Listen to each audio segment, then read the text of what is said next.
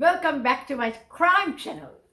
It's me, your host, Dr. Sene, and I'm back with an all-new video talking about an abused woman who ultimately did not get the help she needed and she ended up committing a heinous crime.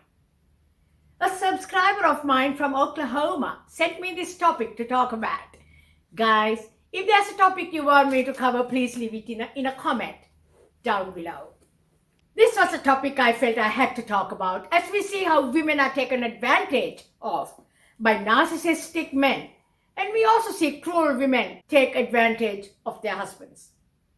This video will be all about a crime committed by a woman who was pushed too far, a battered woman. If you enjoyed this video, please remember to like, comment, and subscribe. I love reading your responses. The responses I get from you guys are totally phenomenal. Thank you so much. Keep it up. Today, I'm going to bring to you the story of a woman who is convicted of killing her husband, Dan Broderick, and his new wife, 28-year-old Linda Kolkena, by shooting them in their bedroom on the early morning of November 5th, 1989. 42-year-old Betty Broderick, mother of 4, and once devoted wife, got into Dan's lavish home that morning, using her daughter's key, and shot them both. Linda died instantly and Dan a few minutes later. Guys, it is horrendous to commit murder. It is the ultimate crime. However, there are two sides to this story, so let's dig a little deeper. Let's find out who Betty Broderick was. Betty Broderick was born in 1947 to devout Roman Catholic parents and grew up in Bronxville, New York. Her parents, Mr. and Mrs. Bizelia, were strict parents, and much was expected of all the children. As Betty later recalled, she was being trained to be a housewife since the day she was born. Go to Catholic schools, be careful with dating until you find a Catholic man, support you while he works, be blessed in your later years with beautiful grandchildren. This strong Catholic upbringing was bolstered by the booming American economy in the 1950s, when obviously her parents may have expected that a man could maintain a good standard of living and support his family on one income. Therefore, being a good housewife and mother were the main duties drilled into the heads of their daughters. Betty Broderick graduated from Maria Regina High School in 1965, and she later graduated from the College of Mount St. Vincent in the Bronx, where she earned a degree in early childhood education through an accelerated program. So, guys, as you can see, Betty could have been a successful career woman also, if she wanted to. Betty met her future husband Dan Broderick in 1965 at the University of Notre Dame. Dan, born in 1944, was also from a Catholic family similar to Betty's. The couple married in April 1969 as she made an awesome 21-year-old bride of striking beauty. Betty gave birth to 5 children, 2 daughters, 2 sons, and another little son who died 4 days after birth. Betty was determined to do her best for her family and work day and night to help pay the bills and put Dan through Cornell Medical School and Harvard Law College. Guys, you would be wondering at the end of this story how different Betty's life would have been today if she had put herself through law school. Instead of making loads of sacrifices financially, supporting Dan to get all the qualifications and financial power in the marriage. Well, we shall get into that, and the comment section is there for you to reflect on with all your comments. As a good Catholic girl, she had faith, and she thought she was doing the right thing for their family. Finally, their years of struggling and hard work paid off, and Dan's career was well established and they were well settled. Betty became a stay-at-home mom and enjoyed being a mother and sacrificed her career to be a full-time mother and a devoted wife to Dan. She wanted to be with her kids and be the best mom she could ever be. It was a storybook marriage at first, guys. They were financially well off and very well established and were very solid, lived in a beautiful home and even had a ski condo in Colorado. Awesome. She also commented that as they both had very similar upbringings, she felt that they had a lot in common.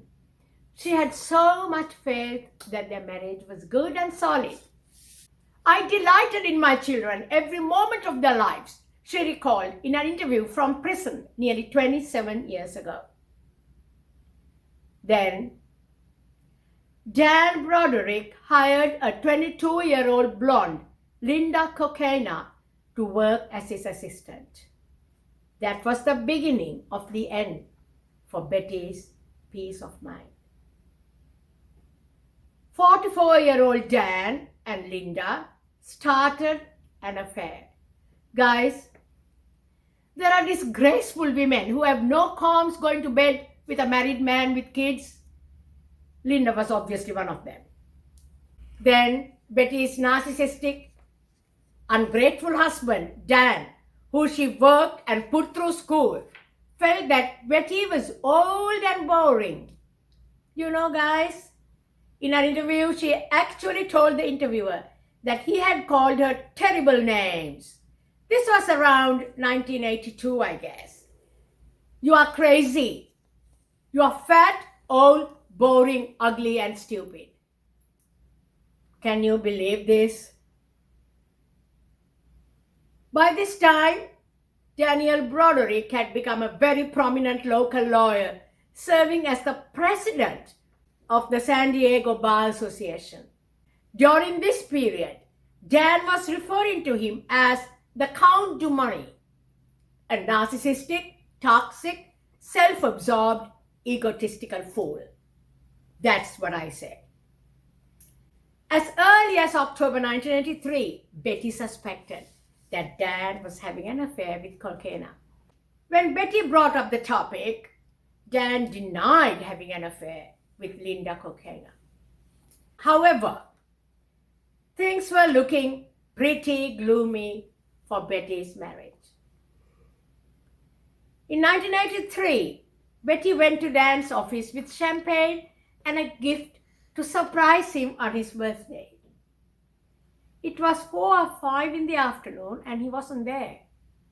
She was told that he had gone for lunch with Linda and had not yet returned.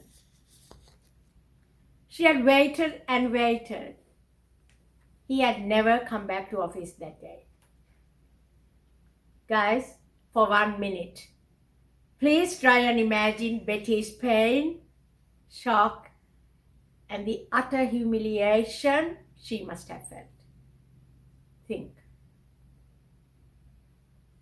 Dan eventually confessed to Betty that he was having an affair with Kolkena. Against Betty's wishes, Dan moved out in February 1985. After 16 years of marriage, Dan filed for divorce so he could marry Linda Kolkena. The long, drawn-out and extremely hostile divorce that ensued became one of the most infamous divorce cases in the US, primarily because of issues involving a woman who had worked to make ends meet and put her husband through graduate and professional school. Broderick versus Broderick was on everyone's lips. Guys, there's more. Dan eventually took custody of their children and Betty was denied any visitation rights. Dan, using his courtroom expertise and his very high-powered, lofty connections, took on his wife, who must have been pulling her hair out, wondering how she would be able to battle this out. Betty Broderick was losing her family. She was losing everything she worked so hard for. As the narcissistic, ungrateful, toxic husband Dan took her dignity away, broke her heart, destroyed their family, betrayed her, and took her to court. Betty claimed that Dan made it extremely difficult for her to find a lawyer who would be willing to represent her in the divorce, which put her at a distinct disadvantage. Dan, the self-centered, egotistical, lovesick fool, used his legal influence to win sole custody of their children, sell their house against Betty's wishes, and bilk her out of her rightful share of his income. The divorce was finalized in 1989, 4 years after Dan filed his petition. Guys, as you would expect, Betty was not coping. She was becoming mentally very unstable. Betty's behavior was becoming increasingly erratic. Linda Kolkena, according to Betty, had been leaving messages for Betty too, kind of teasing her. She got hate mail as well, and she says it was from Linda. Can you believe this, guys? Oh my God! Dan took restraining orders against Betty, and she was forbidden from setting foot in his property.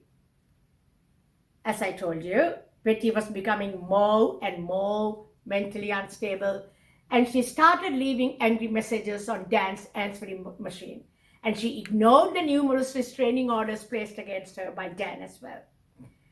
On April 22, 1989, Dan and Linda Kolkena were married. Kolkena had been concerned about Betty's irrational behavior and had even urged Dan to wear a bulletproof vest to their wedding. However, Betty did not arrive at the wedding. After the wedding, Betty claims that Linda Broderick taunted her by mailing her facial cream and slimming treatment advice and advertisements. So cruel. Can you believe this, guys? Linda Kolkena, what a disgraceful, horrible woman. Slimming treatment? Guys, you might think this is the ultimate sick cruelty Linda could dish out to Betty after breaking up her home. Hadn't she taken enough from Betty? Dan, meanwhile, began deducting money from Betty's alimony payments, and he and Linda bullied Betty to the maximum. Guys, Dan seems to me a high-functioning sociopath, a toxic, cruel human being who used Betty up and threw her away. Remember the words, guys? Fat, old, ugly, stupid, and boring. How can you ever forget? 8 months after buying a Smith & Wesson revolver and 7 months after Dan and Linda were married, Betty Broderick drove to Dan's house. She used the key she had taken from her daughter to enter the house while Dan and Linda slept, and she shot and killed them. The murders occurred on November 5th, 1989, 2 days before Betty's 42nd birthday. 2 bullets hit Linda in the chest and head and killed her instantly.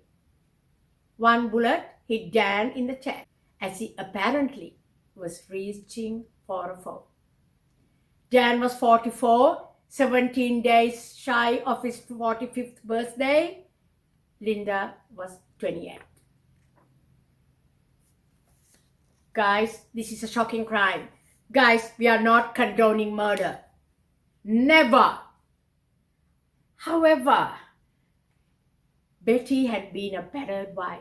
She was driven over the edge by years of psychological, physical, and mental abuse at the hands of her ex-husband and the mocking and vicious messages sent to her by Dan's 28-year-old new wife, Linda. Betty Broderick turned herself into the police, never denying that she had indeed pulled the trigger 5 times. Broderick's explanation at both trials was that she never planned to kill Jan and Linda and that her crime was not premeditated. Her account of the murders at the second trial was that she was startled by Kolkena, who woke up screaming, "Call the police!" and immediately Betty had fired the gun. Betty Broderick was sentenced to 2 consecutive terms of 15 years to life, plus 2 years for illegal use of a firearm, the maximum under the law. She has been incarcerated since the day she committed the murders.